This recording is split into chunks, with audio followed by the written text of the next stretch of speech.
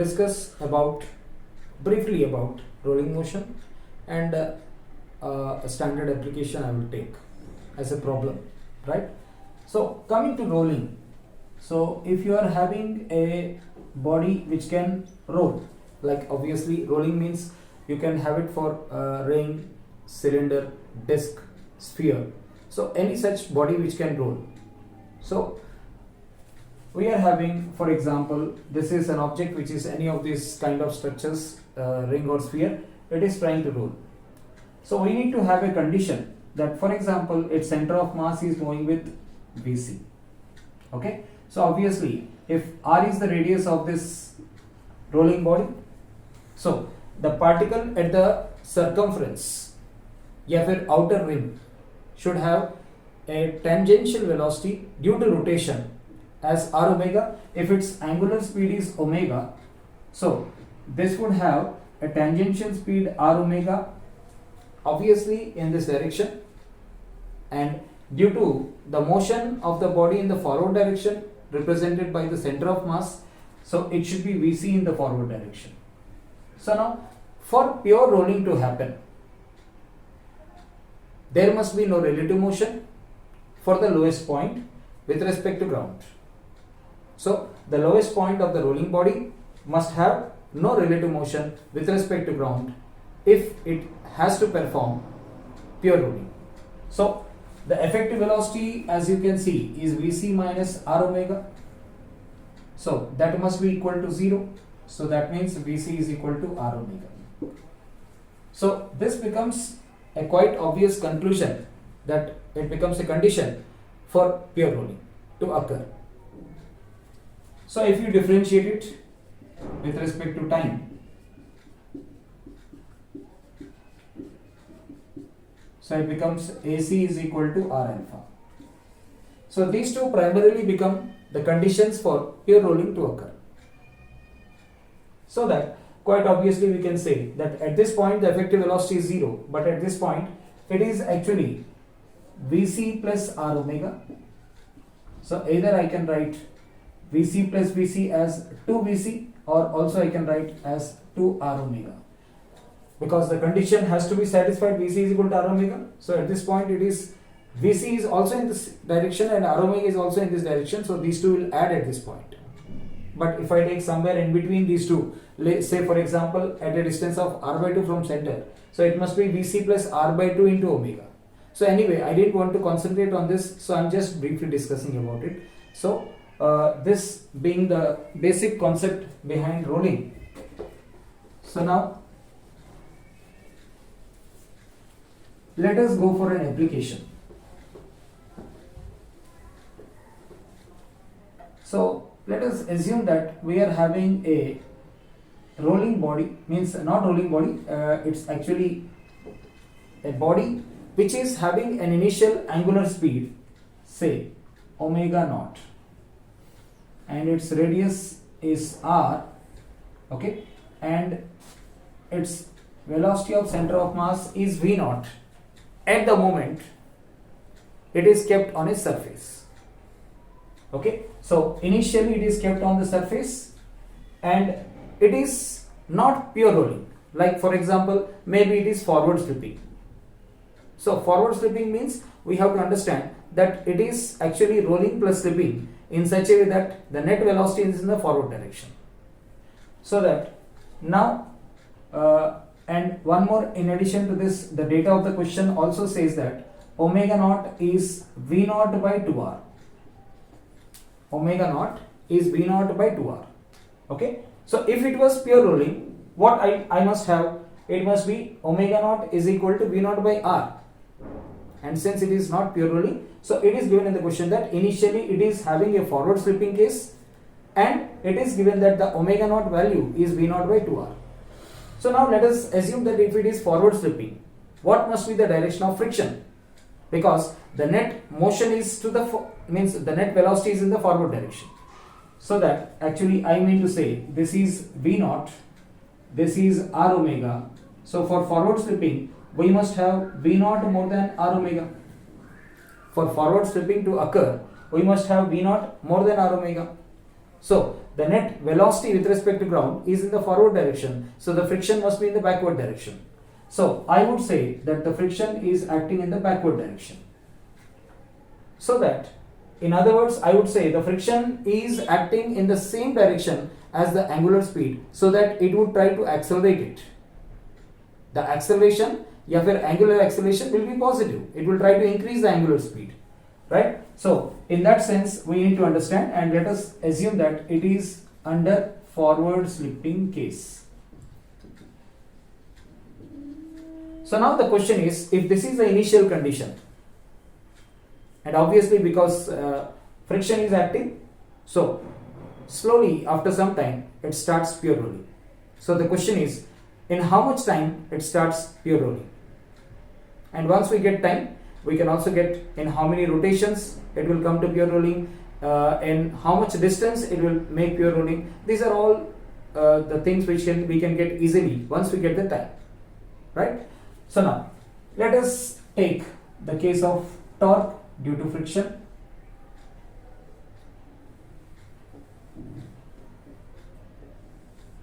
So this was the friction, and this is alpha, which is the angular acceleration, and this is the perpendicular distance r. So I would rather say Fr is equal to I alpha. I am writing directly, assuming torque on one hand is force into perpendicular distance, which is F into r, and on the other hand torque is also I alpha. So Fr is equal to, okay, let us make an assumption, because I have to take some inertia. So let us assume that this is a disk. So I can take a concrete formula for the inertia, which is mr square by 2 into alpha. Okay, and also I can replace friction, assuming mass of this body, of course, which is a disk, is m. So it becomes mu mg. So now I can make some cancellation. M will get cancelled, 1 r will get cancelled, so that alpha I would get 2 mu g by r.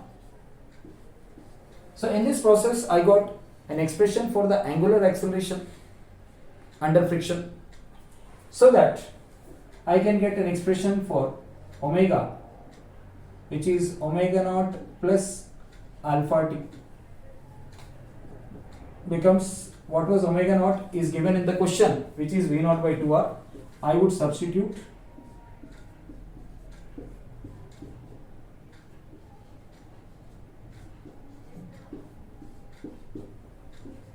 so this is the angular speed of the rolling body, which is in our case disk, in t seconds. Okay, now coming to the case of the linear velocity.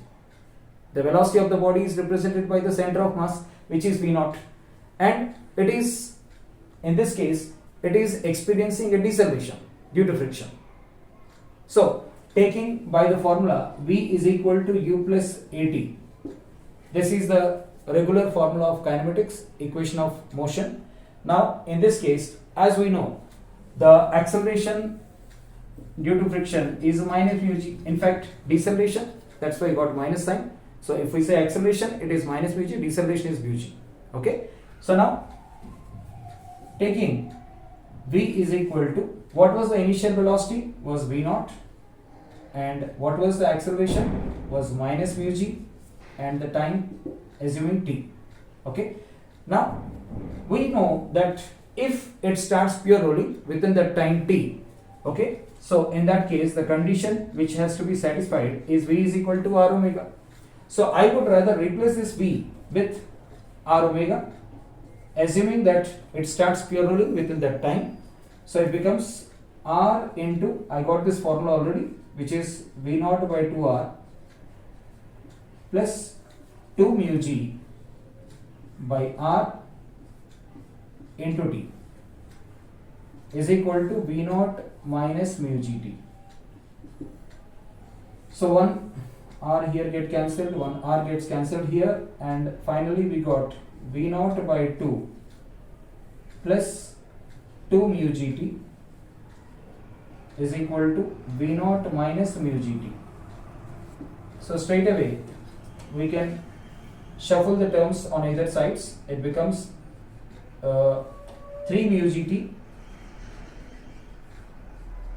is equal to v naught by 2.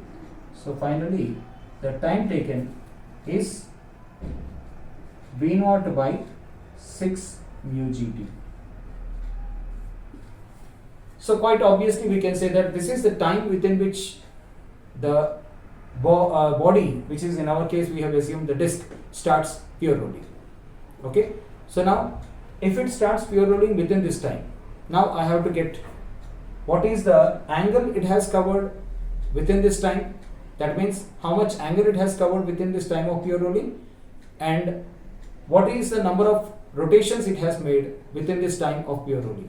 Okay, so to get that, again we go for the equation of motion, which was S is equal to ut plus half at square in straight line motion. Under rotatory motion, this was theta is equal to omega naught t plus half alpha t square. Right? So now I will assume that this is the time in which it has started pure rolling, and theta, as obviously we have to calculate. So theta is equal to omega naught, which was already given in the question. So it is v naught by 2r, and time we have solved the question, which is v naught by 6 mu gt plus half. Alpha we have solved, which is the angular acceleration, which is 2 mu g by r into, again square of time means v naught by 6 mu gt whole square. So for easiness we can take the terms which are common on either sides.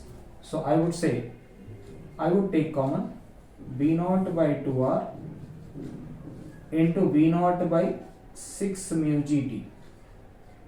So as it is the term of the first one, I will take common. So it becomes 1 plus, so what is left here? So 2r we have taken common, v naught by 6 mu gt, 1 we have taken, still another one will be there. So v naught square has gone. Okay, so what is left is 2 mu g by 6 mu g. Right? Okay, sorry, here time will not be there. It is v naught by 6. Here also, sorry, this is time will not be there. So t will be v naught by 6 mu g. So here it is v naught by 6 mu g, and here also v naught by 6 mu g whole square. So it becomes v naught square by 12. Just a minute, here also time is not there. So v naught square by 12 mu g r into 1 plus 1 by 3. So it becomes v naught square by 12 mu g r into 4 by 3. So making the cancellation, we get v naught square by 9 mu g r.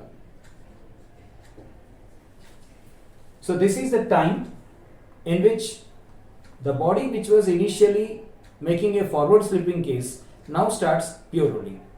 Okay, and the angle with which it has rotated within this time. Okay, this is the time and this is the angle it has rotated within this time.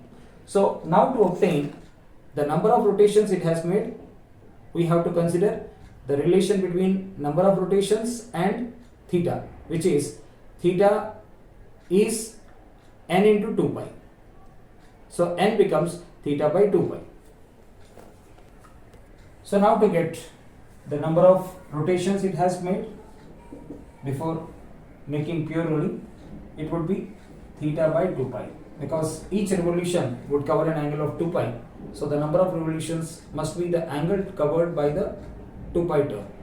So it becomes 1 by 2 pi into v naught square by 9 mu g r.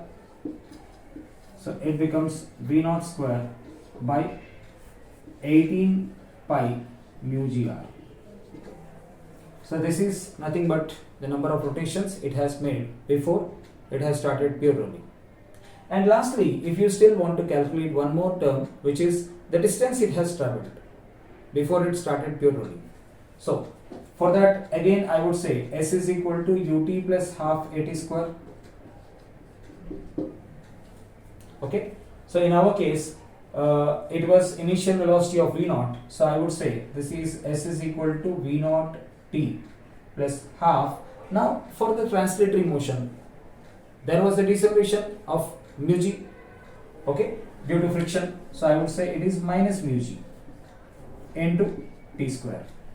So S is equal to v naught into time taken, which is already we have derived, it is v naught by 6 mu g minus mu g by 2 into t square becomes v naught by 6 mu g whole square.